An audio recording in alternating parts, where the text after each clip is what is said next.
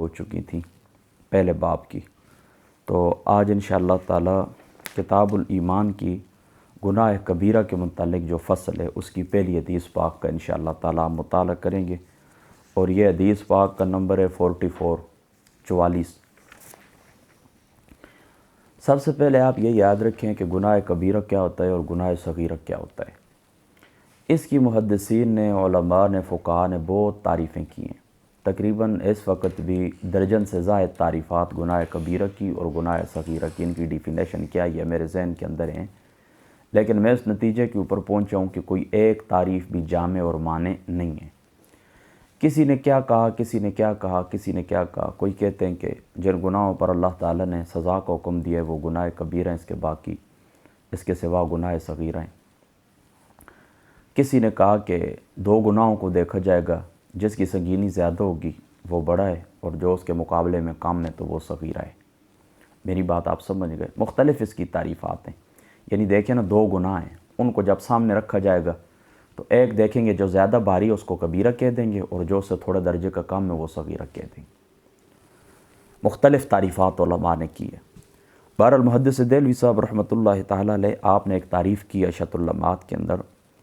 آپ فرماتے ہیں کہ کبیرہ گناہ وہ ہے جس کے ارتکاب پر شرع میں حدود اور سزا متعین ہو،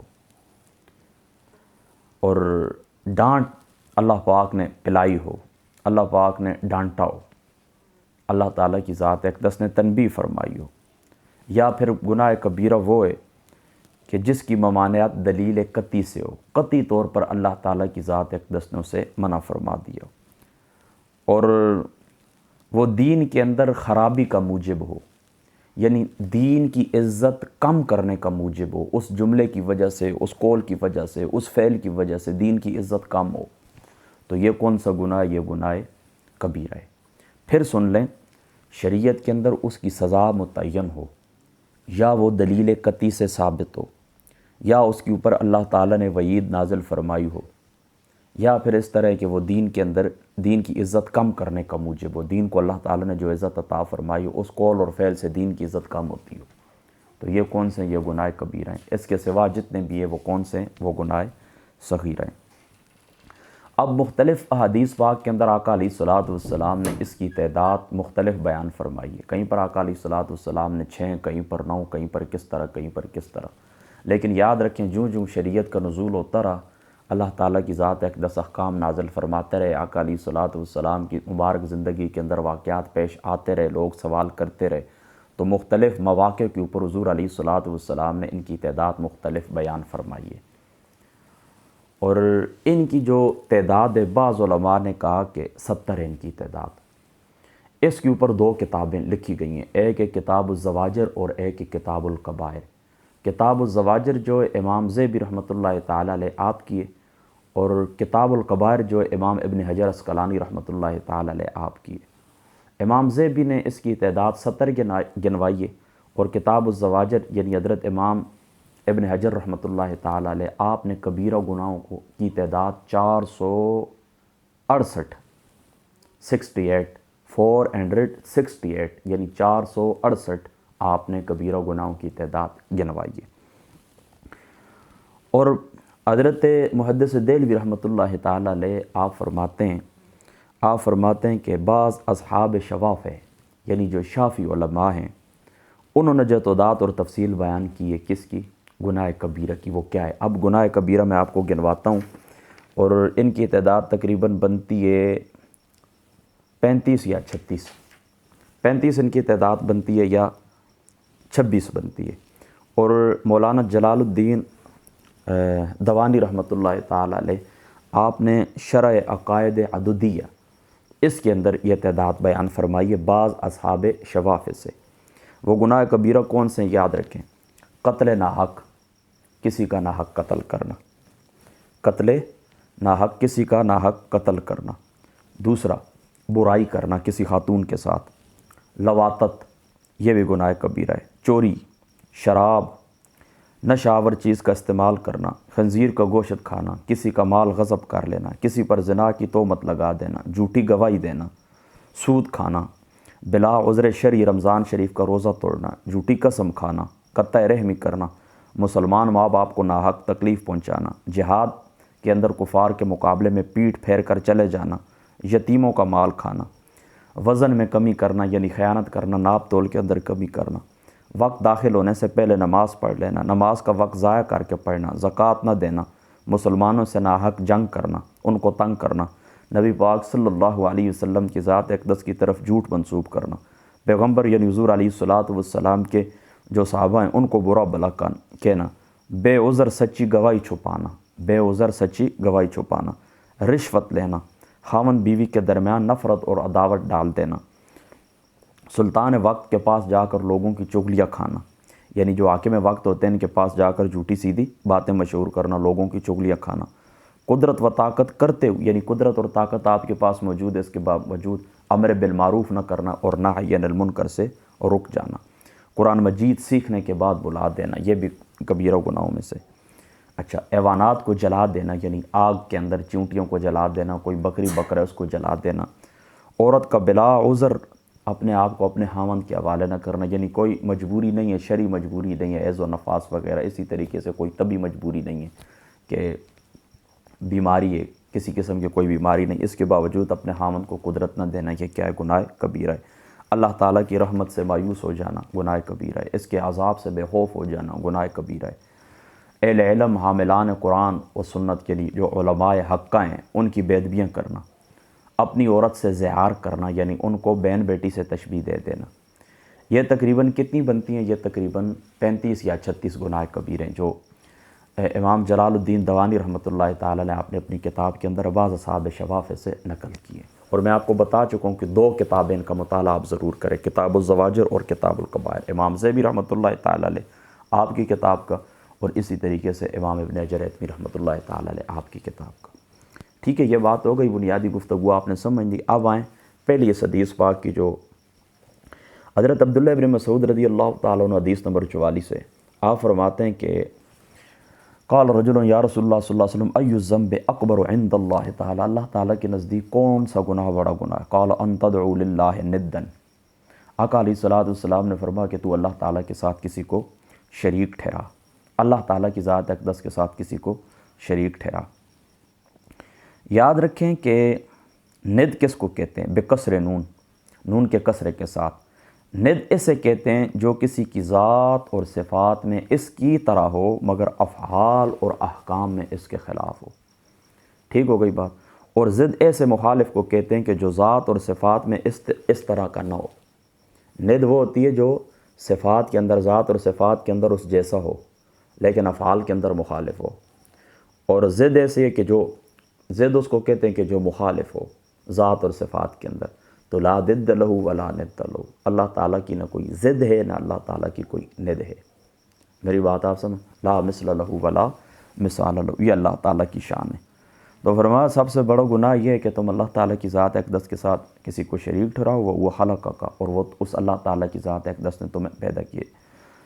قال ثم ایو قال ان تقتل ولدک خشیت ان یطعم معک، حضور علیہ الصلوۃ والسلام نے فرمایا دوسرا بڑا گناہ یہ ہے اللہ تعالیٰ کی ذات اقدس کے ساتھ شریک ٹھہرانے کے بعد دوسرا بڑا گناہ یہ ہے کہ تم اپنی اولاد کو قتل کر دو کھانے پینے کے ڈر سے، تم اپنی اولاد کو قتل کر دو کھانے پینے کے ڈر سے۔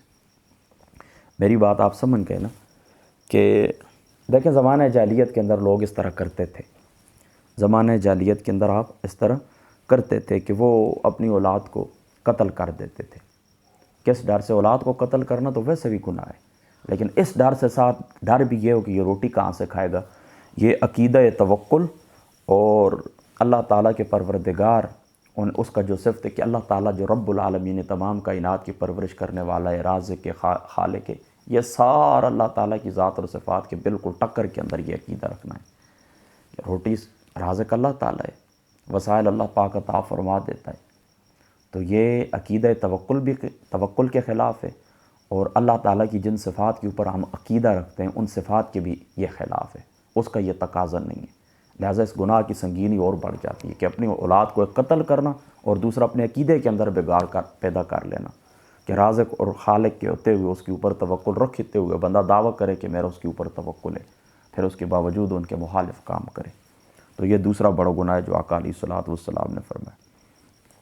اور یہ بھی یاد رکھیں کہ ہو سکتا ہے کہ یہ حضور علیہ الصلوۃ والسلام نے جو سائل ہے اس سائل کی حالت کے مطابق فرمایا ہو، کیونکہ سائل کے اندر ہو سکتا ہے کہ اس قسم کا کوئی معاملہ ہو، کیونکہ اوپر آقا علیہ الصلوۃ والسلام نے فرمایا نا، حضرت عبداللہ ابن مسعود فرماتے ہیں نا کہ ایک رجل تھا، رجل، ایک رجل تھا کہ جس نے حضور علیہ الصلوۃ والسلام سے، یہ ایک مرد تھا جس نے حضور علیہ الصلوۃ والسلام سے سوال کیا۔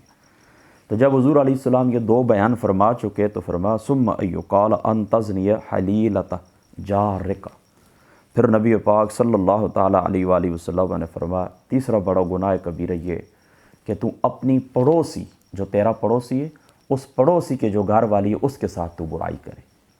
اور یہ بھی ہو سکتا ہے، محدث دہلوی نے فرمایا ہو سکتا ہے یہ بھی سائل کے حال کے مطابق ہو، یعنی گناہ تو ہر حال کے اندر گناہ ہے، خاتون کے ساتھ زیادتی کرنا، برائی کرنا، زنا کرنا ہر حالت کے اندر گناہ ہے، لیکن ساتھ اس کے جو پڑوسی ہونے کے کچھ حقوق ہیں۔ دیکھیں نا، آپ کا پڑوسی ہے نا، اس کے بھی تو کچھ حقوق ہیں، تو آپ نے ان حقوق کو بھی توڑا ہے، گناہ بھی کیا ہے اور ان حقوق کو بھی توڑا ہے، لہٰذا اس کی سنگینی کے اندر اور زیادہ اضافہ ہو گیا، ٹھیک ہے؟ تو یہ بھی بڑا گناہ ہے۔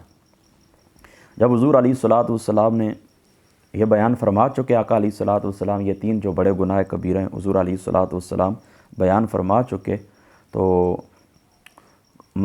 فانزل اللہ تصدیقہ، اللہ تعالیٰ کی ذات اقدس نے پھر اس کی تصدیق اتار دی۔ کیسے؟ والذین لا یدعون مع اللہ الہا آخر ولا یقتلون النفس التی حرم اللہ الا بالحق۔ پھر اللہ تعالیٰ کی ذات اقدس نے بھی مومنین کی مدح اور صفت کے اندر یہ آیت نازل فرما دی، اور انہی تینوں افعال کا اللہ تعالیٰ کی ذات اقدس نے ذکر فرمایا۔ کیا؟ کہ وہ لوگ جو اللہ کے ساتھ کسی اور معبود کو شریک نہیں کرتے، ولا یقتلون النفس التی حرم اللہ الا بالحق، اور وہ لوگ جو کسی ذات کو قتل نہیں کرتے جس کا قتل اللہ تعالیٰ کی ذات اقدس نے حرام کر دیا مگر حق کے شرع کے ساتھ، یعنی قصاص وغیرہ کے اندر اس کا قتل کیا جائے، ولا یزنون، اور وہ بدکاری بھی نہیں کرتے، آخر آیت تک اللہ تعالیٰ نے پھر جو حضور نے فرمایا، اللہ تعالیٰ نے پھر اس کی یہ تصدیق بھی اتار دی ہے۔ تو یہاں پر دیکھیں نا کہ اللہ تعالیٰ کی ذات اقدس نے یہ بھی فرمایا ولا یقتلون النفس التی حرم اللہ الا بالحق، اور کسی ایسے نفس کو قتل نہیں کرتے کہ جس کا قتل کرنا اللہ تعالیٰ کی ذات اقدس نے حرام قرار دیا ہو، ٹھیک ہے؟ قتل ایک بہت ہی سنگین جرم ہے، میں آپ کو پہلے بھی بتا چکا ہوں کہ یہ گناہ کبیرہ ہے، یہ گناہ کبیرہ ہے۔ اور قتل سے مجھے یہ بات بھی تھوڑی یاد آ رہی ہے، دیکھیں آج بھی میں نے سنا کیا ہے، بلکہ یہ میڈیا کے اوپر ہی میں نے دیکھا ہے کہ بارزئی گاؤں کے اندر بھی ایک شخص کو اس کے بھتیجے نے قتل کر دیا، کس وجہ سے؟ جائیداد کے تنازع کے اوپر۔ یہ 5-6 مہینوں کے اندر بالعموم اور بالخصوص 1 مہینہ تقریباً ہو چکا ہے، 2 ماہ ہو چکے ہیں، ہمارے چرچ کے اندر یہ وارداتیں بہت زیادہ ہو گئی ہیں قتل و غارت کی، کافی لوگ قتل ہو گئے، اللہ پاک ان کی مغفرت فرمائے، کافی لوگ دنیا سے جا چکے ہیں، اور چھوٹی چھوٹی باتوں کے اوپر تنازع ہوئے اور قتل کر دیے گئے ہیں، شہید کر دیے گئے ہیں۔ میری بات آپ سمجھ؟ اور میری اس 30 سالہ زندگی کے اندر مجھے یہ بات یاد نہیں ہے کہ کسی قاتل کو سزا ہوئی ہو۔ قاتل دندناتے پھرتے ہیں، آزاد ہو جاتے ہیں، واپس آ جاتے ہیں، مقتول جو ہوتا ہے چلا جاتا ہے قبر کے اندر، ساری زندگی کیس لگے رہتے ہیں، اور پھر کیا ہوتا ہے، اس کا نقصان کیا ہوتا ہے کہ قاتل آ جاتے ہیں، واپس پھرتے رہتے ہیں آزاد، کوئی بھی ان کو پکڑنے والا نہیں۔ کسی قاتل کو آج تک میری زندگی کے اندر میں نے نہیں دیکھا اس کی سزا ہوئی ہو، ان کو بینیفٹ ملتا ہے۔ یہ ہمارا جو عدالتی سسٹم ہے یہ ناقص ہے، یہ سپورٹ کرتا ہے ظالم کو، مظلوم کے ساتھ یہ نہیں ہے۔ یہ جو ہمارا نظام ہے ہمارے اوپر مسلط ہے، یہ سپورٹر ہے قاتل کا، مقتول کا نہیں ہے، ظالم کا سپورٹر ہے، مظلوم کا نہیں ہے۔ میری بات آپ سمجھ گئے؟ ظالم کی سپورٹ یہ نظام کرتا ہے، آزاد ہو جاتے ہیں، گواہیاں نہیں دیتے، گواہی کا سسٹم پہلے بھی ناقص ہے، اور گواہی دینے سے رک جاتے ہیں۔ میں ابھی آپ کو یہ جو گناہ گنوا کے آئی ہوں نا، گناہ کبیرہ، ان میں سے ایک گناہ کبیرہ یہ ہے کہ سچی گواہی کو لوگ چھپا لیتے ہیں، اور سچی گواہی چھپانا گناہ کبیرہ ہے۔ لوگ گواہی نہیں دیتے، حق کی گواہی نہیں دیتے۔ کیوں نہیں دیتے؟ ڈر کی وجہ سے نہیں دیتے۔ دیکھیں موت کا تو ایک دن متعین ہے، یہاں پر بیڈ کے اوپر بیٹھے ہوئے بھی آ سکتی ہے، تو آپ حق بات کرتی ہو، کیوں دنیا سے نہیں جا رہے؟ لہٰذا اس بات کو یاد رکھیں، اللہ تعالیٰ کو قرآن، رسول اللہ کی سنت بری پڑی ہے اس بات کے اوپر کہ جھوٹی گواہی سے بچنا ہے اور سچی گواہی دینی ہے، سچی گواہی دینی ہے اور جھوٹی گواہی سے بچنا ہے۔ اس کے اوپر انشاءاللہ تعالیٰ الگ میں کبھی گفتگو کروں گا، لیکن فی الحال آپ اتنی بات یاد رکھیں کہ سچی گواہی چھپانا کیا ہے؟ گناہ کبیرہ ہے۔ یہ میرے سامنے اللہ تعالیٰ کا قرآن پڑھا ہوا ہے، یہ 135 نمبر آیت کریمہ ہے سورہ نساء کی۔ اللہ تعالیٰ فرماتا ہے یا ایھا الذین آمنوا، اے ایمان والو، کونوا قوامین بالقسط شہداء للہ، اے ایمان والو تم انصاف پر مضبوطی کے ساتھ قائم رہنے والے اور محض اللہ تعالیٰ کے لیے گواہی دینے والے ہو جاؤ، محض اللہ تعالیٰ کی خاطر گواہی دینے والے ہو جاؤ۔ کونوا قوامین بالقسط شہداء للہ ولو علی انفسکم، اگرچہ وہ گواہی تمہاری اپنی جانوں کے اوپر کیوں نہ ہو، اول والدین والاقربین، اول والدین والاقربین ان یکن غنیا او فقیرا فاللہ اولی بہما۔ پھر ترجمہ اس پوری آیت کو سن لیں، اے ایمان والو تم انصاف پر مضبوطی کے ساتھ قائم رہنے والے، محض اللہ کے لیے گواہی دینے والے ہو جاؤ، خواہ گواہی خود تمہارے اپنے یا تمہارے والدین یا تمہارے رشتہ داروں کے ہی خلاف ہو۔ آگے ظلم کرنے والے جن کے اوپر تم گواہی دینے والے ہو وہ تم خود ہو، تمہارے والدین ہیں یا تمہارے عزیز رشتہ دار ہیں۔ اچھا، اگرچہ جس کے خلاف گواہی ہو مالدار ہے یا محتاج ہے، اللہ تعالیٰ ان دونوں کا تم سے زیادہ خیر خواہ ہے۔ فاللہ اولی بہما، یعنی دیکھیں نا، کوئی شخص غریب ہے تو کوئی شخص اگر غریب ہے تو اس کی غربت آپ کو اس بات سے منع نہ کرے کہ چلو یار اس کے اوپر رحم کھاتا ہوں گواہی نہیں دیتا ہوں، نہیں، یہ بات نہیں ہونی چاہیے۔ اور کوئی شخص امیر ہے تو چلو یار یہ ناراض نہ ہو جائے، اس کی رضا کے لیے چلو میں گواہی نہیں دیتا۔ اللہ تعالیٰ فرماتا ہے وہ غریب ہیں یا وہ امیر ہیں، تم ان کے خیرخواہ نہ بنو، نہ ان کی غربت کو دیکھو نہ ان کی عمارت کو دیکھو، میں اللہ تعالیٰ کی ذات اقدس تم سے زیادہ ان کا خیر خواہ ہوں۔ تم کیا کرو، اللہ تعالیٰ کی خاطر گواہی دینے والے بن جاؤ، وہ گواہی تمہارے نفسوں کے خلاف ہو، وہ گواہی تمہارے امی ابو کے خلاف ہو، وہ گواہی تمہارے رشتہ داروں کے خلاف ہو۔ وَلَا تَتَّبِعُوا الْهَوَىٰ، اور کیا کرو، اللہ تعالیٰ فرماتا ہے خواہش نفس کی پیروی نہ کرو۔ کس طرح کہ ان تعدلوا، یہ کہ تم عدل کر جاؤ، عدل سے ہٹ جاؤ، راستے سے دور ہو جاؤ۔ وَإِن طَلُوا أَوْ تُعْرِضُوا فَإِنَّ اللَّهَ كَانَ بِمَا تَعْمَلُونَ خَبِيرًا، اور اللہ تعالیٰ کی ذات اقدس ارشاد فرماتے ہیں اگر تم گواہی میں پیچدار بات کرو گے، لچھدار بات کرو گے، یا حق سے پہلو تئی کرو گے، یعنی سچی گواہی کے اندر پہلو تئی کرو گے یا لچھدار باتیں کرو گے، تو یاد رکھو ان اللہ کان بما تعملون خبیرا، اللہ تعالیٰ کی ذات اقدس جو کچھ تم کرنے والے ہو، اللہ تعالیٰ کی ذات اقدس ان کی خبر رکھتے ہیں۔ لہٰذا میری آپ کو نصیحت ہے، اس قسم کا معاملہ ہو، قتل کا ہو، چوری کا ہو، گواہی دینی پڑے، آپ کو معلوم ہو تو اللہ تعالیٰ کو سامنے رکھتے ہو جتنی بات آپ کو معلوم ہے کسی سے نہ ڈرو۔ امیر آدمی تمہیں کوئی نقصان دے دے گا یا غریب آدمی مارا جائے گا، اس کا کوئی خوف نہ رکھو، بس اللہ تعالیٰ کی خاطر سچی گواہی دو تاکہ جو مقتول ہے، جو مظلوم ہے، اس کو انصاف مل سکے۔ بس اتنی باتیں کافی ہیں۔ اللہ تعالیٰ کی ذات اقدس عمل کی توفیق عطا فرما، وآخر دعوانا الحمد۔